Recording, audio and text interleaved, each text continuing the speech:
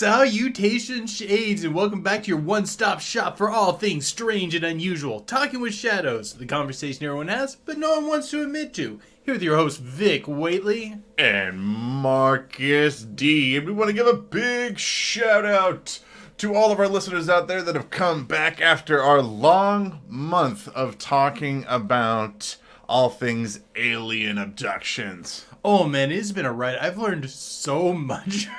But I thought I knew some stuff about alien abductions, and then I read like 6 books on it for last month, and now I'm like, wow, there's a lot to it I did not realize. We fell so deep down the rabbit hole when it came to so much stuff on like alien abductions. I didn't even like realize like half of the stuff that I started picking up. I'm glad we're taking a little bit of a break from the subject, because, man, It's been a ride. So this month, our patrons chose paranormal government projects. Unfortunately, today we're talking about stuff that has nothing to do with aliens or UFOs or anything like that. Well, wait, what are we talking about today again? First of all, we're still going to be talking about something with UFOs, but... I think it's different. Chuck Hughes. No, but it's not. There's a lot of stuff that comes that we're going to be doing down the road that doesn't have to do with aliens and UFOs, but I really wanted to get into Project Sign. I've been wanting to talk about this for so long. So many people in the UFO community that know about aliens, UFOs, and all this sort of things. They know about Project Blue Book and Grace, but not a whole lot of people know where... all of like the modern UFO research starts. And I'm actually pretty excited about this one. Yes, and I can't wait to get into our stuff today. But before we get ahead of ourselves, let's get to some comments. No, we're gonna get to what we're drinking first. Oh, okay. Oh no. We're gonna get to the comments before you guys. Today we're gonna be drinking Bang, Potent Brain, and Body Fuel. What is the? It's blue and pink. The flavor is Rainbow Unicorn. Like Vic picked this out. We went to the gas station to go get. Which I wanted alcohol, but today he wanted to go with an energy drink today. Which I guess it's another type of drink we can do today. I'll pop this open here. I mean, I was feeling a little groggy today. I'm like, let's get an energy drink beforehand. Oh. And I'm like, this is actually really good. Ellie had got one a while ago. I tasted it. I'm like, this is just freaking delicious. Oh, that is... that's kind of like sugary sweet. Like, I feel like this might actually be what ground up unicorn tastes like. And I would believe it, but check it out. There's no sugar in it. You're lying. That's a lot of zeros in this. Yeah, no, it's crazy. And I know this sounds like a commercial, guys, but we're not being paid for this. No. This is just our legitimate thoughts on it. It's pretty good. I'm looking at the ingredients, and mostly it just looks like what would look like a breakdown of, like, alien DNA. Like, I think this might be the equation for what, like, unicorn aliens' DNA might actually look like. Unicorns aren't aliens; they're far too pure. I tried to find my unicorn shirt like before we recorded, but I couldn't find it. I have this sweet ass shirt I got from Tea Turtle, and it has a unicorn on it with a switchblade taped to its horn. It just says, "I will cut you," and I love it. I feel like Voldemort drinking the blood of unicorns from the first Harry Potter movie. I feel like we're gonna get cursed for drinking this stuff, but I just don't care because it's that tasty. Okay, let's do some comments. It's the ultimate podcast. It's a paranormal podcast experience, drinking the blood of a paranormal creature. So, all right. So, guys, if you guys have not checked out our alien hybrid video, definitely go check that out. It absolutely has probably been one of the most popular episodes that we've done so far to date. Creepy California says, what about alien and animal hybrids? Maybe that's why they're having trouble understanding human emotions and such, because they started making hybrids with other creatures on Earth, and now they have moved down to us. This also may explain cryptids like Bigfoot if they made hybrids. And like a lot of the accounts of like think about the early Chupacabra accounts and how gray like that thing was. Unicorns are aliens having sex with horses. No. What? No. That's like from what he just said. But no, like really, there are a few cryptids out there that have kind of a gray look about them. I could potentially see something to this. Okay. I can't pronounce this person's name because it is written, I think, in Japanese or Korean or some sort of Asian dialect. I can't read what the title of that says, but it's okay. Sorry, man. I like the anime photo, but that's cool. Look into Jacques Vallée's work. There's a systematic trope of fairy kidnappings and interbreedings with humans to regenerate their dying race. It intersects with changelings and so forth. I think there's enough analogous to blood transfusions, but I don't recall. The parallels with alien abduction and UFO lore in general are astounding. Actually, I'm familiar with them. I originally became aware of them through Mysterious Universe, and I really want to explore that side of it a lot more. It's just there was so much we had to get into. Maybe we need to do a video on that at some point. I'd really like to dig into it because it's some pretty fascinating stuff. Julie Brooks says, have you thought about perhaps abductees are able to choose not to remember to allow their memories to be wiped so they can forget their trauma? I think that if I was given the opportunity, I would take that. I probably would. I mean, it's very common for people to subconsciously suppress traumatic events in order to protect themselves. I mean, I think that's how a lot of screen memories end up getting, set up in a lot of trauma victims. I 100% believe that could be a thing. Oh yeah, if they pulled me over after something like that, I'd be like, yeah, make sure I don't remember this stuff. Mm-hmm. Because think about like the sort of trauma you're gonna have to live with all the time, especially the belief that you're never safe, especially like in your home. It'd be so hard to sleep after that. Mm-hmm. Nighthawk, patron, says, I think the bulk of their genetic engineering took place a long time ago. It's a lot more efficient to genetically manipulate and spread that manipulation among smaller population. Trying to insert modified genes into 7 billion strong population just seems like it would take forever. I would not be surprised at all if it were revealed that modern day humans are the result of alien genetic engineering programs on early hominids.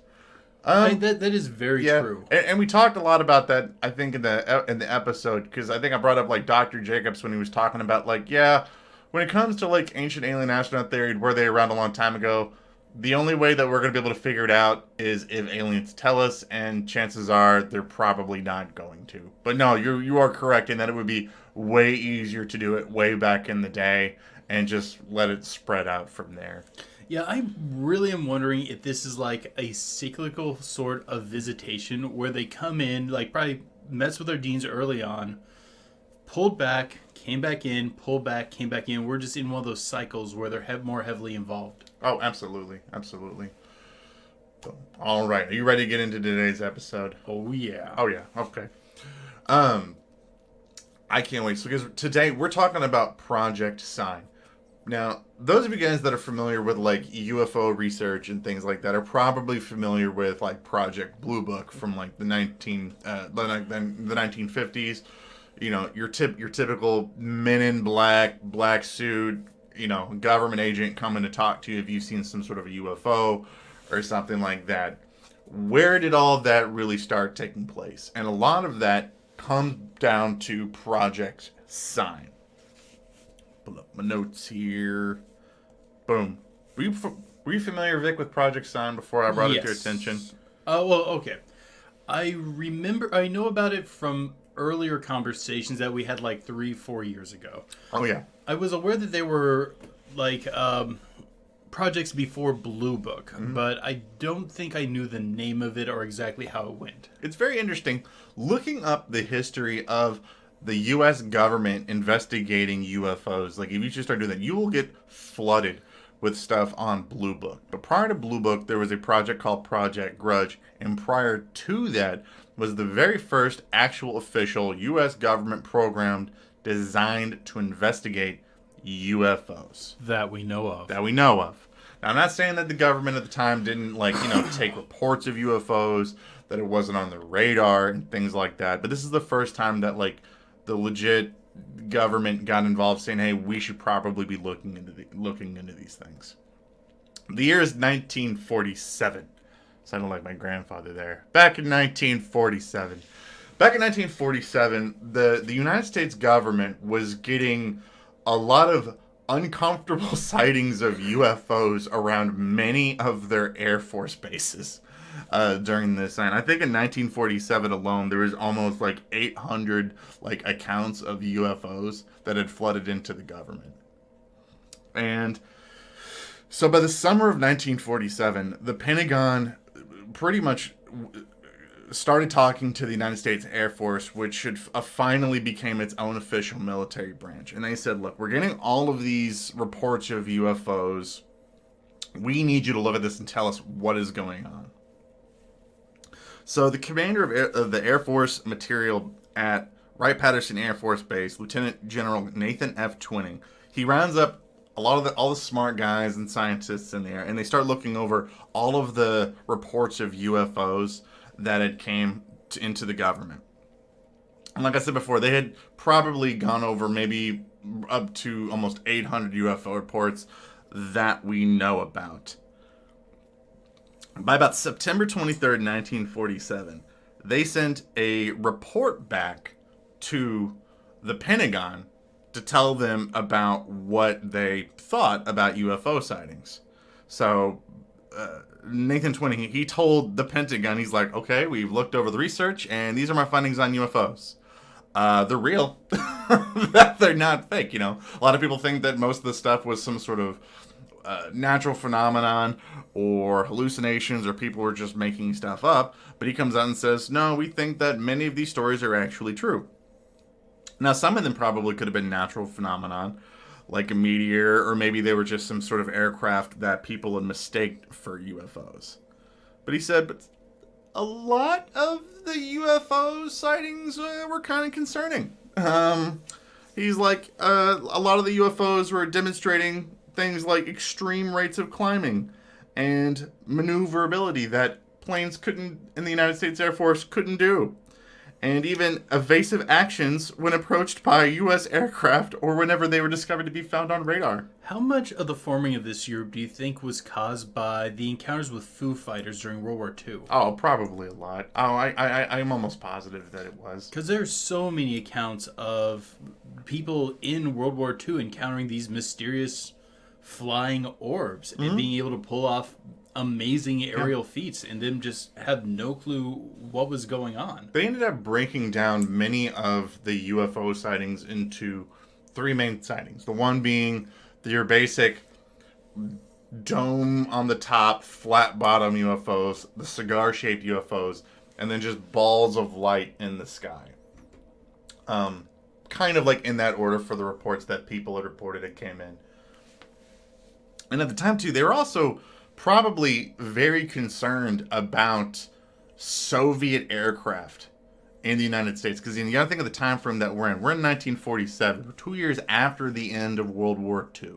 And, even though the United States and the Soviet Union were on the same side in World War II, by the end of World War II, the relationship between the two governments had pretty much deteriorated to the point of, we're both trying to get Hitler, but anything that we get our dudes on is ours. So like, there's a massive race for like intelligence, art, money, ammunitions. There's no sharing. So it's pretty much the first dibs on whatever you get.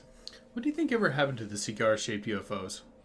I think there's still some cigar-shaped. I mean, they're not as popular as the other two types. Yeah, and sure, you'll still see occasional accounts of the cigar-shaped UFOs, but it seems like they were reported much more early on.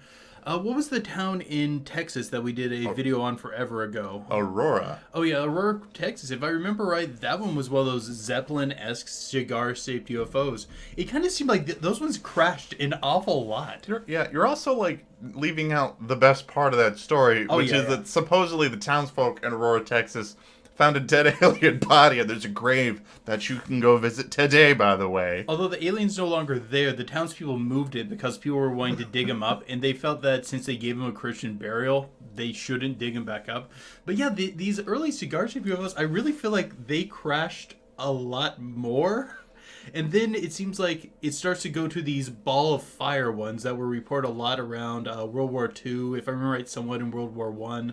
There's even a few accounts of them like dropping into barracks and moving around within like a barracks room. Oh yeah. Well, there's this huge big, the 1940s and even into the 1950s is this huge race for information between the United States and the Soviet Union, and I would say even in the Chinese and Japanese as well, but like predominantly the United States and Russia. And I think there was a lot of fear of like, were some of these cigar-shaped objects possibly domestic craft? Were they alien craft? Or, maybe over time the reason why you don't see them anymore is because technology evolved. They realized, hey, the cigar-shaped plan doesn't work. They keep crashing, and these primitive life forms keep burying our people. So we don't want that to happen anymore.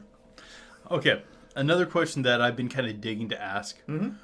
Why then? Why do you think it was at that moment they decided to finally kick off a program to look into this mysterious aerial phenomena? Because we know that they were aware of it well before this. I have two arguments. I have a skeptic argument, and I have a not-so-skeptic argument. Roll the dice. I'm looking forward to hearing my skeptical argument is they're probably absolutely terrified of the Soviets developing technology, like nuclear technology, like a nuclear bomb or spy planes. Okay, the United States government dropped a nuclear bomb in 1945. Okay, and the average American suffered from like numeracy, where you can't comprehend the certain number of deaths that occurred from that. But this is the United States government. They know. The Air Force, they know exactly the devastation that these things can lead. And they know that during this time frame that the Soviet Union is trying to develop nuclear technology. And the fact that relations had deteriorated so far probably terrified the living crap out of them, with the idea that the Soviets could get some sort of unseen aircraft which could do bizarre aerial feats that they don't know inside the United States. Which eventually wasn't even 2 years later that they've actually ended up developing nuclear bombs. So that's probably a big fear about why they're kicking this off then. Before you go into your next argument, let me ask you something. You were talking about how there's this massive scramble for technology, art, basically any resources that could have been gotten out of Germany at the end of World War II. Mm-hmm. We've previously talked about Dick Glocka. Mm-hmm. Do you think that maybe they'd come across the basically the information on the Dick Glocka project? Oh, very easily could have. Oh, yeah. Both sides were very paranoid the other side had it? Well, they knew that... Well, the United States knew that Germany had been developing, or been trying to develop, like advanced propulsion systems. And truthfully, they had done some amazing things. Like their guided rockets were extremely revolutionary. And if you think about like Operation Paperclip, which is, the United States government taking scientists from Nazi Germany and bringing them over to the United States, there were a couple that ended up in the Soviet Union. And the Soviet Union ended up with a large chunk of information, probably with, Nazis' technology from that as well. So they really don't know what they found. So it very easily could have been that. I was just wondering if you felt that played a role in the whole thing. Oh yeah. And then, there was this one particular incident. I don't know if it's even worth mentioning. There was this little tiny incident in July 1947 called the Roswell UFO incident. The month before. I think I've heard of it. And I don't know if you have. And the Pentagon may or may not have been aware of this weird, bizarre crash in New Mexico with this object with like reportedly indestructible, very thin material and bizarre hieroglyphics. Which a lot of that stuff disappeared too. But Marcus, I thought they said it was a weather balloon. Oh, I'm sure they did. That many of the people that encountered said objects that later went on to be huge in the UFO community, talking about extraterrestrials. Yeah, it was just a weather balloon. One of the interesting things, at the time that this was going on, yes, the Air Force was quite aware of it, and there was a little bit of publication on it, but it wasn't anywhere near what the Roswell phenomena would eventually become. It actually basically gained its notoriety much later. Oh yeah. If you look if you really look at the timeline where Project Sign lines up, it's literally the month after the Roswell UFO incident, where they recovered a crashed craft of some kind. And then now all of a sudden the United States Air Force is like yeah, we need to know about these UFOs and what they are. So, what do you think that... Okay, if we go down that line of thinking, and I know we got an intermission coming up. This is a new thing we're doing, guys. We'll explain when we get to it. But if we're going along that line of thinking, so they've recovered this flying saucer. They probably throw together this group kind of as a slapgap thing because they realize how far behind they are on information. They quickly put it up and send them out in the field while they're trying to study this UFO. What do you think their objective would have been? Because if you have this UFO sitting in this hangar and you have these agents in the field, what do you think the big goal of the agents in the field is? Probably to recover stuff. Yeah, that's what I was thinking too, that more likely they're out there gathering information to see if they can recover more parts. Because, I mean, if this thing crashed, odds are at least one device was not working before the crash. And probably more devices stopped working after the crash. I'm wondering if they're trying to fill in the gaps on those not working parts. And again, we're talking about like where Project Sign was birthed from, Wright-Patterson Air Force Base in Ohio, which is where a lot of the Roswell debris supposedly ended up. The Kecksburg UFO crash ended up outside of Area 51. That is literally number 2 for where everything like UFO alien crash related usually is suspected to end up at. And maybe it was even the Nazi bell. Yep. Is this a good point for us to... Yeah. What we're gonna do, guys, is we're gonna leave you that little nugget. We're going to take a quick 60-second commercial break.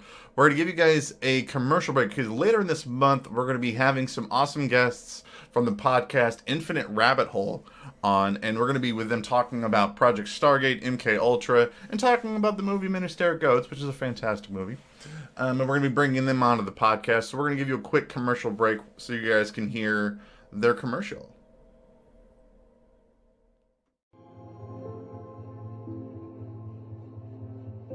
Welcome to the Infinite Rabbit Hole podcast. Let us be your hosts and your guides through the world of the strange and the misunderstood. There is an entire world that parallels our own, and with your help we can uncover the truth and break the walls of our dimension to expose the reality that lies on the fringe of our existence. Follow us into the worlds of science fiction, cryptozoology, the paranormal, extraterrestrial, fringe medicine, psychological anomalies, and everything in between. Our show is available anywhere you listen to podcasts.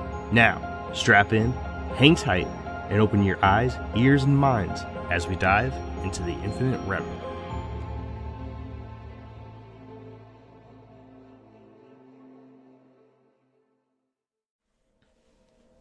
Awesome. So we're super excited to bring these guys onto our podcast, and we'll also be sure to share the episode of their podcast where we're going to be talking about shadow people and be talking about some interesting stuff that we've been researching on our own when it comes to shadow people as well. So I can't wait for them to come on and to share our episode on their podcast with you guys. And although the conversation starts with shadow people, we go kind of deep into a few things. Yeah. It's really cool, and I can't wait to share it with you guys. These are some really Jeremy, CJ, and Andrew are some really interesting guys, and it's going to be a lot of fun, guys. Okay, but back to Project Sign. Can you tell us a little bit about how they operated? Yeah, so they actually kick off fully officially. And fun fact, do you know when they first started, they were actually called Project Saucer before they were called Project Sign? That's awesome. I know, it's so funny. Like, it was like their initial title was called Saucer, and and then they changed it to Sign, which kind of foreshadows some stuff that eventually happens to the project later. I just wanted to kind of throw that out there. So with General Twinning saying how he feels this is a real phenomenon that they should actually investigate, he gets the green light to organize a team, to get a program director involved, and to go out and start investigating these things. They officially start as an official government project on December 30th, 1947, with their mission being to collect, collate, evaluate, and distribute to interested government agencies and contractors all information concerning sightings and phenomenon in the atmosphere which can be construed to be of concern to the national security. Leave it to the government to find a way to suck the fun out of investigating UFOs. That's a complicated story. I know. Leave it to the government to do that. Oh my God. Yeah. And they kicked up and they just started investigating straight up X-Files style, going out and investigating stuff.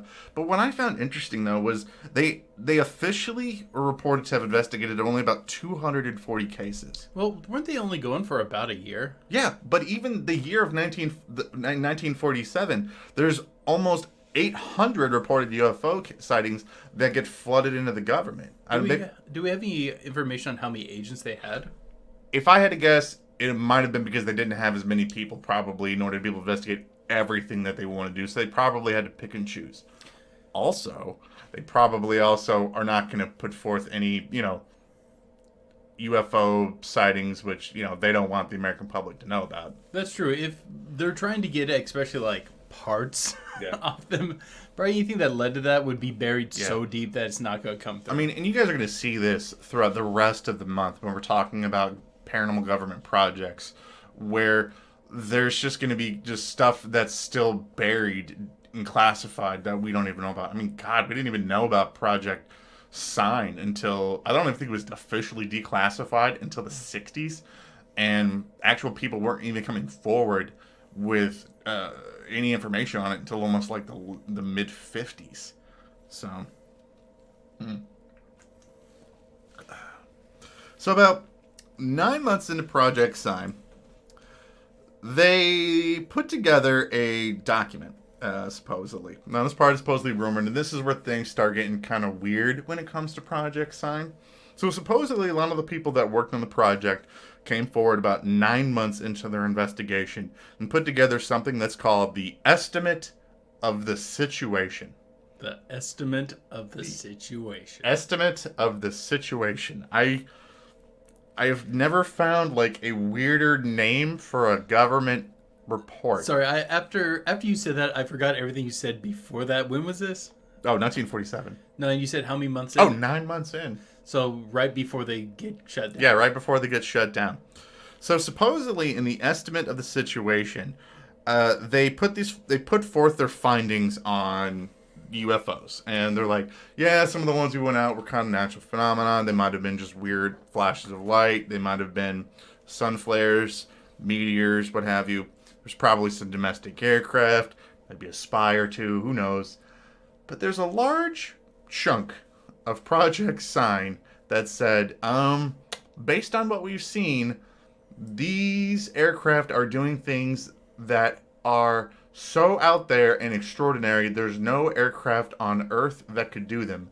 And we possibly believe that these could be extraterrestrial in origin.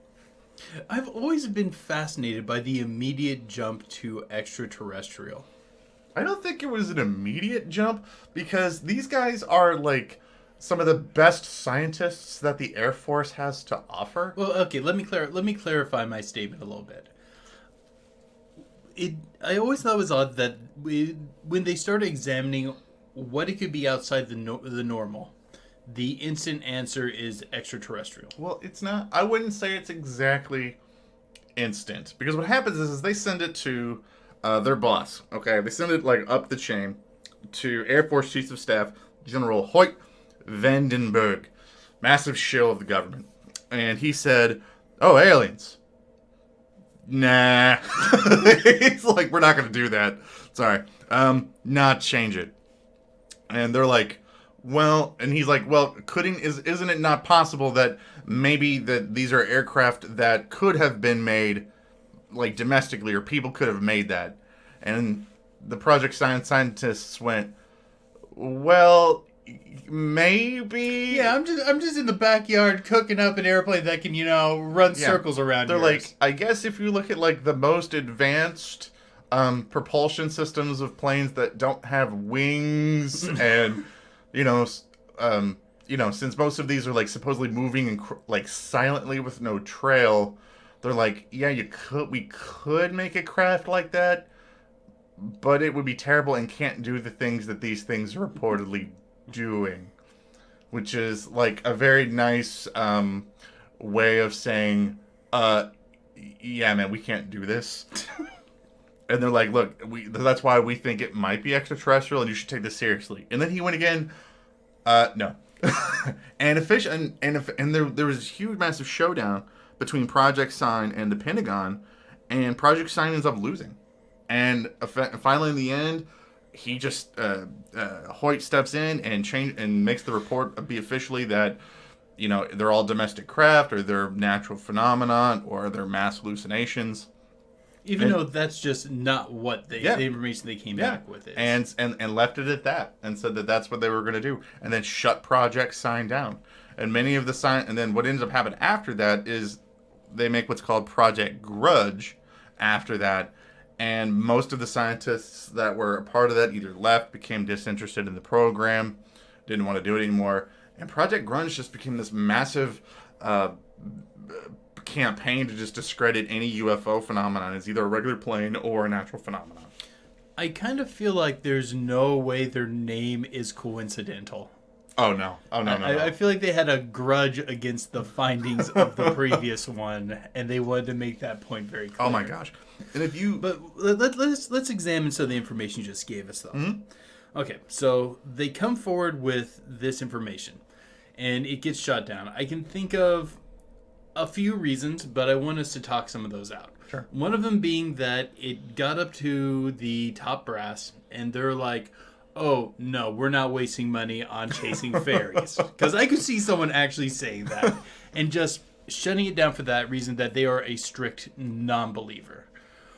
Or I could also see it being something more clandestine. What are your thoughts? Because there's an obvious answer that I think we're both going to talk about here in a sec, but I want to examine some of the others. Okay, I think I don't know exactly what they really thought. Like, they put their best guys in on this to try to explain to them what it was, and then the next thing that happens is the program gets shut down, and then they go to this massive smear campaign against like anybody claiming that these UFOs are extraterrestrials. I think what legit may have happened is they found something, and then they had to realize they had to start covering it up, because again, the Air Force only became an official branch in 1947. All this stuff started happening in a very, very short amount of time. The U.S. Air Force becomes its own official branch. The Roswell UFO incident happens. Project Sign takes off. You know, in the same year, guys, Like, one possibility is that they had worked too openly. I don't think the issue is the whole, no, we're not spending our money chasing fairies. I think they realized that, hey, this is something, it's a real threat. We can't stop this threat. And we need someone out there debunking this. We need to keep the public calm and ignorant of what's going on. And I kind of feel like that's the direction that things went. I mean, the only thing that I could think of even skeptically of what this may have been, because we know, and we're going to talk about this a little bit through the month, that when it comes to, not all the branches of the U.S. military work together. Maybe you were in the military, you understand this.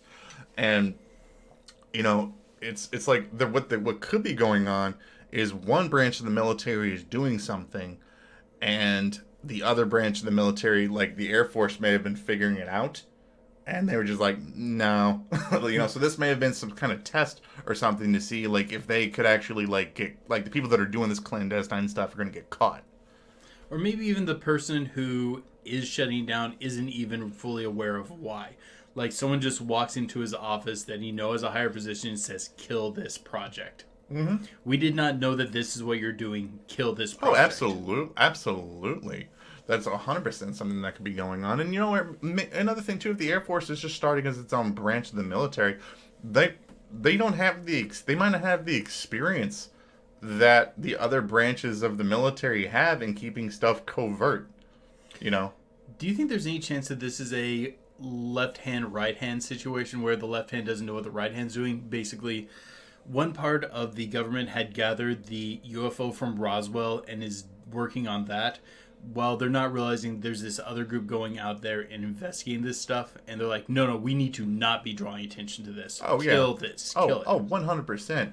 Like, I mean, we've seen this with other stuff with paranormal government projects, like a little bit like, you know, we're going to be talking a little bit later in the month about Project Stargate, and I'm not going to get super into it, but there's a story in which remote viewers are brought in by one branch of the government to look into something, and they essentially... Oh, this story's so too good. Just save it. Just save it. Just know that there are similar things out there. And they essentially they catch on to something another group is doing, and the other group comes in thinking that there's a spy from a foreign government. You know, so yeah, I mean, Yeah, there's plenty of examples in the military where one group doesn't know what the other one is doing. I mean, even Twining himself even says one of the possible explanations to these craft is that it's a craft done by another part of the government that we don't know about. I mean, that's even one of his speculations, which is very, very possible. You know. If that is the case, someone had made a serious breakthrough. A breakthrough that to this day has not been made public. Because, I mean, this would have been something going on at the latest by World War II, more likely World War I, of these planes doing things that we do not know how to do nowadays, at least not publicly. Something of note, in February of 28th of 1960, the first director of the CIA, Roscoe Hillenkotter, he stated publicly that high-ranking Air Force personnel are soberly concerned about UFOs. Of course, I mean, they're flying around nuclear sites. I'd be worried about this stuff. And to hide these facts, that they were ordered to hide these facts from everybody else. Like, publicly has said this. And if you look at how Project Grudge just went through, literally just sloppily trying to discredit everything, and then Project Blue Book comes in and just does it better, I guess.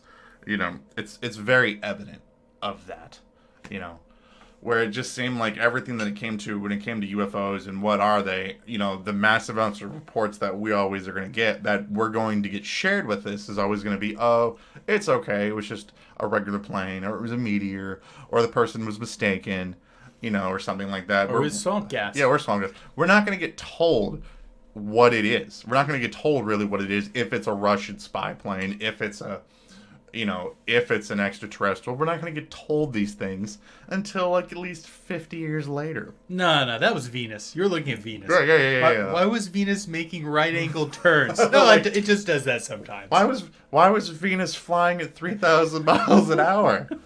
It's known to do that from time to time. With an orbit that it does. And what about the point where Venus came down and rotated around our nuclear rocket and then shot a ray at it and then disappeared into the sky?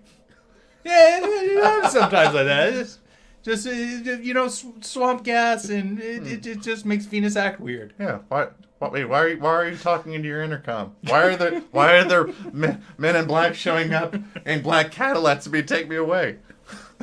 Why? But I think sometimes when I talk to people who are not really into this sort of field, they'll often say, why, if they're visitors from some other dimension, planet, galaxy, whatever, why would the government be interested in hiding this? And I get that question way more often than you would really guess. And would you want to take some time to examine that question? Yeah, sure. There are a lot of reasons why they would not want this to be public. One of the easy ones to understand is from the kind of steal that technology sort of view of you don't want to be competing with anyone else. Let's say that your government knows that these things are out there and you want their technology. Making it at all public means those other governments, which may or may not be aware of it, will now definitely be aware of it. But beyond that, you're also going to be competing with corporations who would also love to get this stuff to make money off of. As well as independent citizens. And if it's publicly known that these things are out there moving around, and now there's oversight from the public on the government, they want it that badly. I mean, now they can't do all the shady things that they want to do to be able to get their hands on it.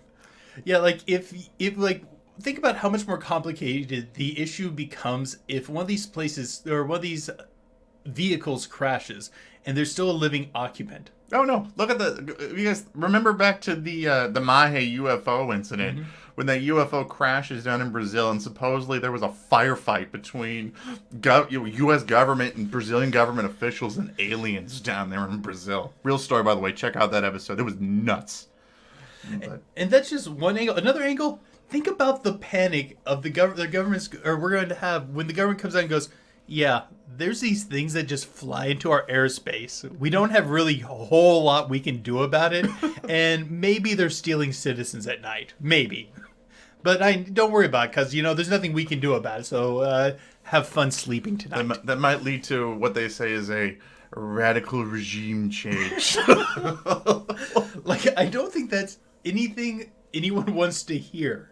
I don't think they want to be making that sort of statement to the public.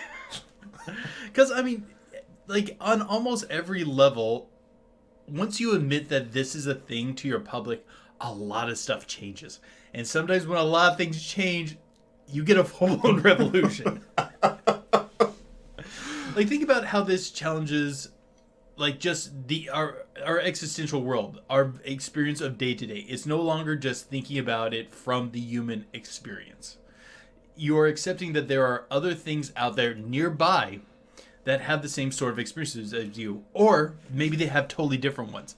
What if their motives are so strange that we couldn't even comprehend them? The only thing that would even change, how we even, look at ourselves, in the universe. If we, the average American, sitting back, believing that they're, in one of the, the strongest countries on the planet, and now all of a sudden there's this group of people out there with, far more advanced technology that you can't stop them taking citizens and coming into our airspace. I think that would radically flip our perceptions about our safety in the world, But I think it makes all the sense in the world that they do not want us to know much about this. Mm-hmm.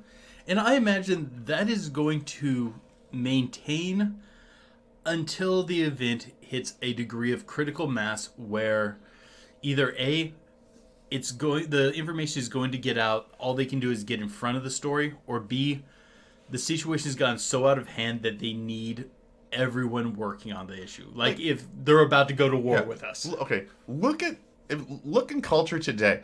The idea when if someone says something which is offensive, or we discover that they did something that was horrible, the public outcry and rage that goes on forever. Just if somebody said something bad. Imagine the outcry if people found out that aliens were real, they're kidnapping people, they're destroying places, they're flying around. What that would do.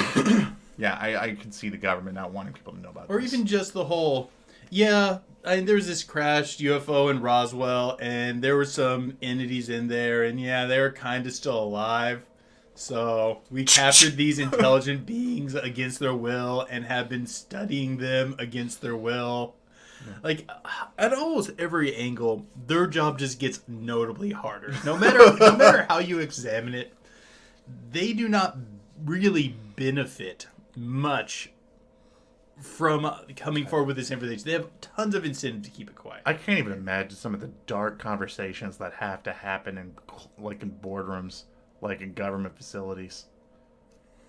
Oh yeah, I bet you that the stuff that's said behind closed doors. It would probably chill your blood. I couldn't even imagine.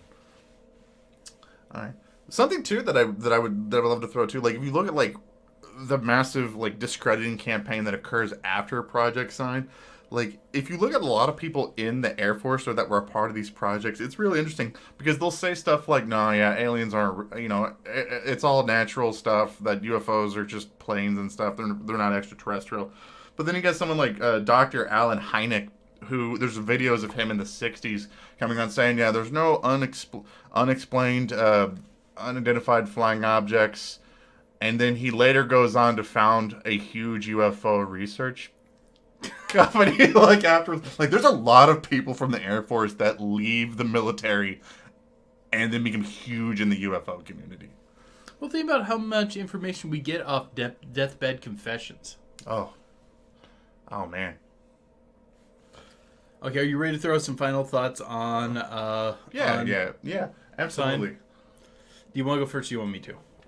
Go ahead. Okay. I feel like odds are these people were contracted quickly after Roswell. This may even have been just effectively a scouting sort of measure. Being go out, get us information. We need to get caught up on to speed on whatever the heck this thing was that had crashed here. They were sent out to gather the recon, came back with a legitimate report, and they're okay, now that we have this information, we now need this discredited. We need this kept secret as much as possible. They scrap the project, bring in a new project that probably is doing much of the same thing, still scouting out the information, gathering information, marking down where potential crash sites are so they can get those sweet, sweet parts and technology, while more in the public just discrediting everything to keep other people from looking into it. And I think this process just continued from Grudge to Blue Book to whatever was going on after Blue Book, because I don't think it ever stopped. I think they just buried it deeper. I think that what happened was they realized there was some sort of bizarre phenomenon going on. They stumbled upon something that they themselves could not understand. They stumbled into the world of the paranormal. Like, something happened, I do believe, in 1947 where the government became aware of something. You know, this is way too high up in the brass for this to have been an accident for me. You know, the head of Wright-Patterson Air Force Base is saying we need to investigate these things. If they wanted to shut this thing down, it would have happened right then and there. These things, as the history of the Air Force goes on, Wright-Patterson Air Force Base, where Nathan Turning ended up first talking about this, becomes the focal point of so much stuff in ufology and reports of aliens and UFOs. Even though Sign gets shut down and they go on this massive discrediting campaign, I think if that was the real position, if that's what they really wanted to do, I don't think that we would have seen General Nathan Twining succeed the guy right afterwards who told Hoyt, telling him, we're not going to say that these are actually extraterrestrials. I think what ended up happening was this guy discovered there's a real threat that we need to investigate. And then this was the guy that had the most amount of information about it, and this is now the guy that we need going forward. Now, if you guys are still wanting some more information on Project Sign, we're going to be going into some specific cases in our Pillow Talk segment. But first, let's give our final verdict on Rainbow Unicorn. I give it 4 fairies. 4 out of 5 fairies. I'm going to give it 5 out of 5 elusive Bigfoots. It is really good. Oh, man. If you are one to drink an energy drink, I know not everybody likes them, but if you do, give this a shot. I actually really like it. In the comments below, put your guys' thoughts on Project Sign. What do you guys think about what we've talked about so far? Do you think that it was all, was it all bunk? Was there really stuff going on with aliens, UFOs? Was it just Soviet aircraft going around? Was it just other U.S. tech? Let us know what you guys think in the comments below. If you guys are listening to this episode, don't forget to like the episode. Leave us a review wherever you're listening to this podcast. This absolutely helps us a lot. If you're listening to it on YouTube, comment below. Leave a comment. I don't care what it is, good, bad, ugly, because it absolutely helps out our episodes whenever you guys leave a comment. Don't forget to subscribe and hit the notification bell so that way that you guys can get up to date on any time that we put out any sort of content. But until next time, guys, keep believing. Because we'll keep listening. So let's get into the nitty-gritty of this clandestine organization. Absolutely. If you guys want the rest of this awesome podcast, all you got to do is go over to our Patreon and sign up for as little as $1 a month. You get all the rest of our extended parts of our podcast, as well as exclusive videos that we post just for our patrons. And for $2 a month, you guys get to actually vote in our patron poll, where we let you guys pick the theme of each month, what our content's going to be. Oh, and we got a good one we're adding for next month. Oh, yes, we do. Yes, we do. We're going to tell you guys now. It's going to be things you can't find on YouTube. We're going to be talking about the out there stuff that for some reason no one else talks about. Yep. It's our bread. If that one's picked. Oh, yeah. But I think right now, Giants and Nephilim is still winning, which is awesome. Oh, sorry. It'll be for the month after the current one. Oh, yeah. It'll at least be 2 months away if that's what you guys end up picking them. But honestly, either way, you know what's weird, though? We talk about towns. Ghost Towns is on there. Do you realize that most of our season finales for all of our case file stuff was generally a town? That's because me and you, we love investigating ghost towns. Yeah. We're actually part of a kind of long-term investigation on one here in Indiana, and it's been pretty fascinating. Oh, yeah. And it's involved ghosts, wendigos, strange lights. We've actually discovered some buildings that, Yeah, it's Fun stuff. And then And I saw a baby turtle. you did see a baby turtle. It was cute. And then we got hairy humanoids that are on there, which is awesome. Anytime we can do a cryptid, that's always fun. So anything isn't a picking, that's going to be super, super fun.